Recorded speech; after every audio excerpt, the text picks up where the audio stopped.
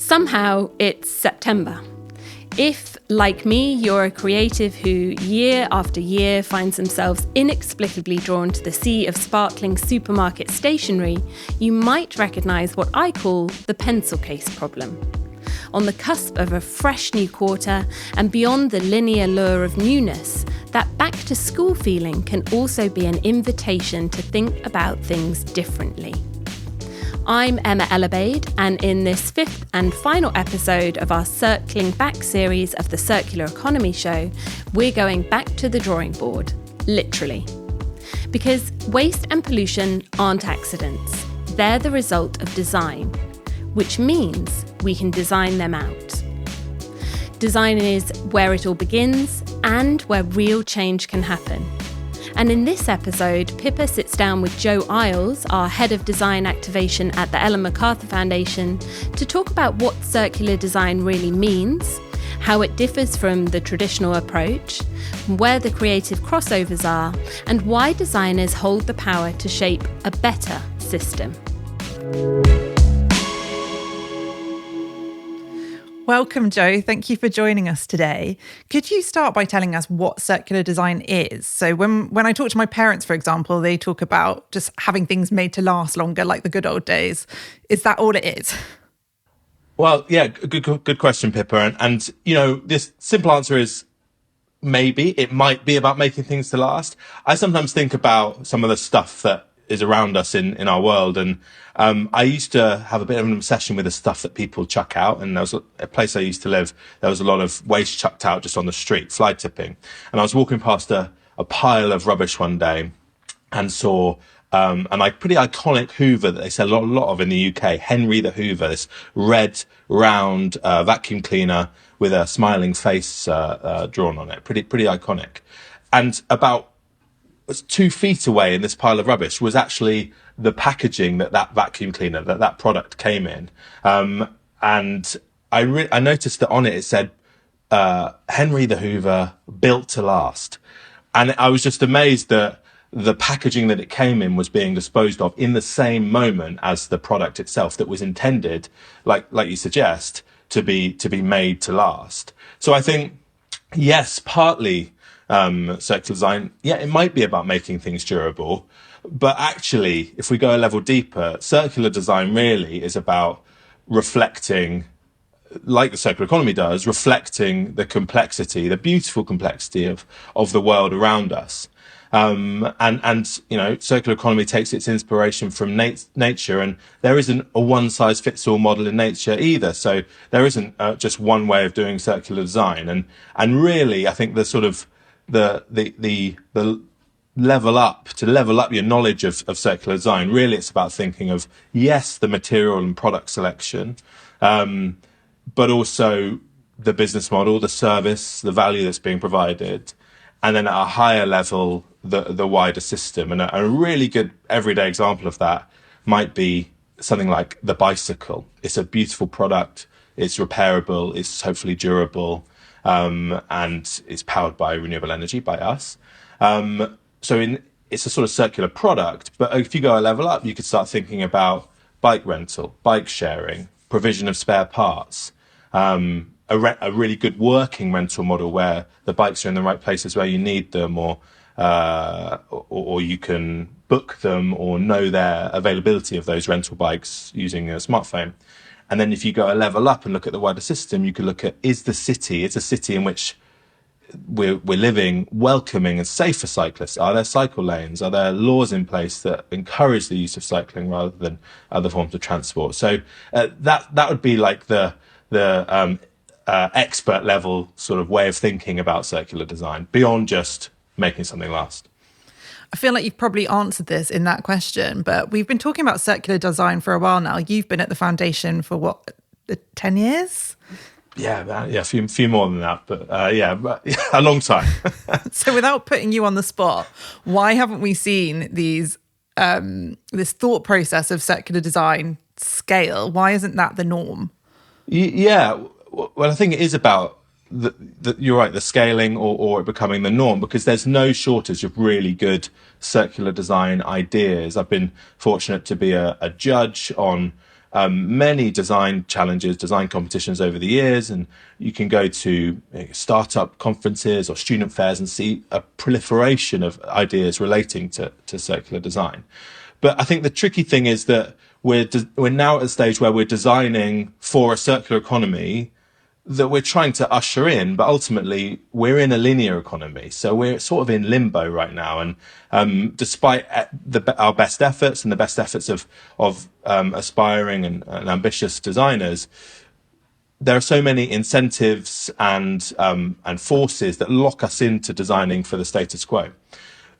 But the good news is there are a number of companies and other forces that are encouraging designers to design for a circular economy, to have more freedom to do that.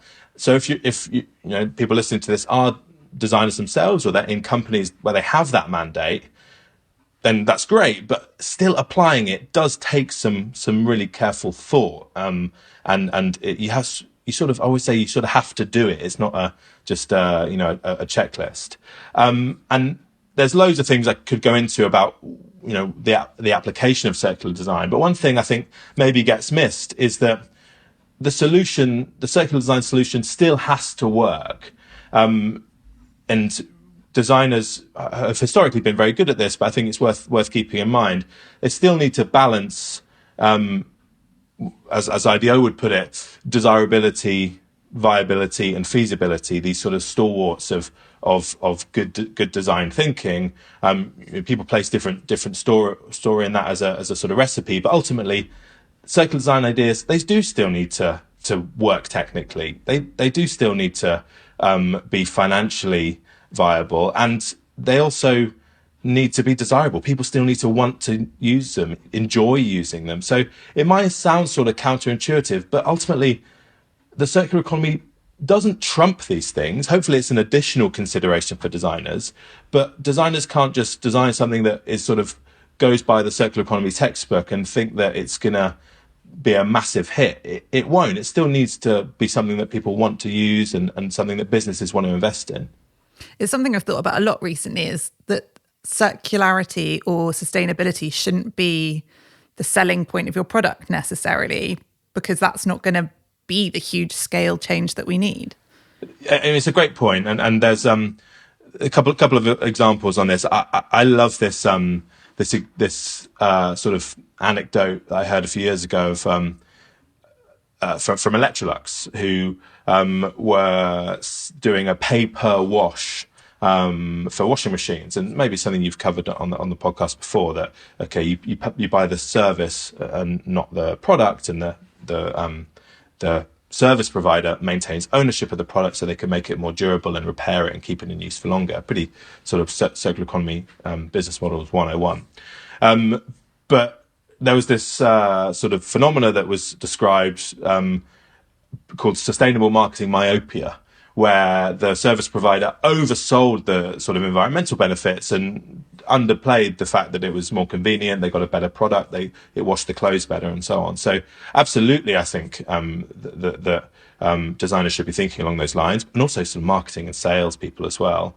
But also, if we look at an example from a slightly different industry that seems to be working really well, who I know have been on the podcast before, is back market, where I would pretty much, always choose to buy refurbished electronics now, because we know that there's an abundance of really good quality, serviceable electronics in the market already, just looking for a home.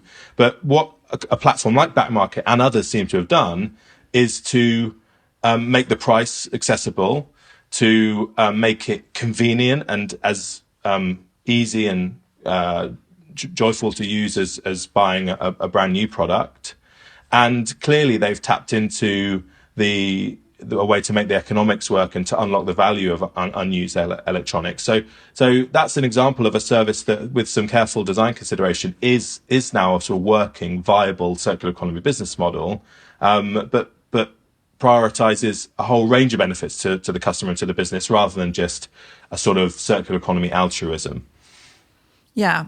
And you've spoken there about, like the difference between mobile phones and bicycles and washing machines. They obviously can't have exactly the same categories of what makes them potentially adhere to circular design rules, but are there some things that if a designer is listening and thinking about how they can bring circular design into their work that they can go through? Yeah, well, I mean, there's loads of guidance out there, right? There is good guidance on design for disassembly, on material selection, on things like durability, best practice on innovative business models, and so on. And that's really good. And designers that are listening should embrace those and apply them, but also have a dose of reality. Don't be surprised if the impact of your very durable product or your very sort of smart, edgy material doesn't match up to your expectation, because the wider system isn't in place to really maximize that potential. So get started where you can, it would be a piece of advice. But also look at some of the other requirements that are out there. I mean, some businesses have taken it upon themselves to create their own product checklists and design guidelines. Like, I know IKEA have done this for a number of years. Fashion companies like Bestseller, H&M, Nike, probably many, many more have created their own guidelines to say, when we create product, this is how we want to do it. There's also great industry level guidance that is still often voluntary, but is becoming quite impactful, such as the Jeans redesign guidelines that the Ellen MacArthur Foundation produced, the Circular Buildings Toolkit, which we made with Arup, and things like the Circular Electronics Partnership, who created a circular design book guidance for consumer electronics. And then a level up from that, like with the bike sharing example, there are great policy measures that are coming in, and right to repair is a really good one, that's mandating things like provision of spare parts over 8 to 10 years, depending on different policies around Europe, signaling to customers that if you buy a particular product, it will be more repairable than another, which is something we're seeing in France. So whilst there isn't some universal checklist, what we are seeing is per industry, per company, and then from policy level, there is a much greater degree of guidance out there in 2025 than we've seen in the past. And does any of that mean that designers need to learn new things, or does this all draw on sort of the essentials of design in general? I think designers will need to have a good understanding of the circular economy. I would encourage people to do that. I think, obviously, because of all those years of working on it that you mentioned, it is a fun and engaging thing to learn about, and can give a sense to designers that their work can have an impact. Designers have been, in the past few decades, maybe seen as the people or very complicit in creating the problem of waste and pollution by fabricating desire for things that we don't really need or use for very long. So I think reconnecting designers with a sense of the possibility of their impact, circular economy is great for that. But the good news, on the other hand, is that there are a bunch of skills that designers already have and design teams already have that can be called into service of the transition to a circular economy that companies may not even be maximizing at the moment. We looked at some in a short study called Adaptive Strategy, from Ambition to Action, an adaptive strategy for circular design. And the 6 areas that we thought were really impactful where designers can play a role were understanding the system. Designers are great at understanding how systems work. They do this every day through things like service design. So the dynamics between different products or actors and the exchanges that happen within those systems, designers are really good at that. Understanding and showcasing what a circular future might look like. That can be in a very radical way through things like speculative design, asking people to imagine what their product or their company might look like in a circular future, but also through things like prototyping. This is a great circular idea for a circular product or service. How would it actually work in practice? How do we get out all the kinks and niggles that would make it not work if we went to market? Building capacity, so learning and training, inspiring colleagues to get hands-on with circular design. It's another area which we've heard from a number of companies in our network. Creating space for collaboration. Designers are very well known for this. Facilitation, designing workshops or exercises that bring different stakeholders forward together to co-create solutions is a sweet spot for the design team.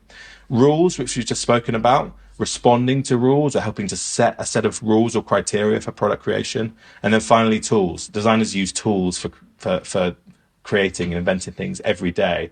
They should be asking, are they fit for designing for a circular economy? The types of metrics or information I'm accessing through those tools, is it suitable for designing for a circular economy? Or do I need to look at a different range of tools, maybe tools to evaluate impact or predict impact, or tools for material selection? There may be a different set that designers need to be using to create a different set of outcomes that align with a circular economy. So that's adaptive strategy for circular design, the piece we created, and we think that creates a lot of different opportunities beyond just the product itself for designers and design teams to support the transition to a circular economy. You mentioned that adaptive strategy there. If people want to find out more about circular design, what should they do? What should we be sticking in the show notes today? We should be sticking in, that's that study itself. I still think the circular design guide that the Ellen MacArthur Foundation created with IDEO a few years ago is a great starting point. It's a set of 24 free methods that designers can pick up to start applying to their own workflow. And then there's an abundance of great reports and guidance out there. When I want to be inspired about circular design, I just look at the circular design practices and output, the guidance that some of those major companies like IKEA or H&M are writing and publishing, because that's where you see how corporates, how large businesses are taking that theory of the circular economy and design for a circular economy and applying it to their own products. Yeah. Fantastic. Well, thank you so much for giving us this whistle-stop tour through the circular design world today, Joe. Thanks, Pippa. While our current linear economy is hardwired for linearity, which can sometimes lead to designers feeling frustrated or locked into the status quo, the pace of change is picking up. Circular design is so much more than a checklist. Those who are able to arm themselves with the tools, both mental and practical, to support an ever more tangible, ever more desirable circular future, have a hugely exciting part to play in what comes next. That's it from me and my pencil case obsession. Thanks for joining me on this journey through the Circular Economy Show archives. I hope you've enjoyed revisiting them as much as I have. Pippa and the rest of the team will be back soon with new episodes. So hit subscribe and you'll be the first to know when they land. We'll see you next time.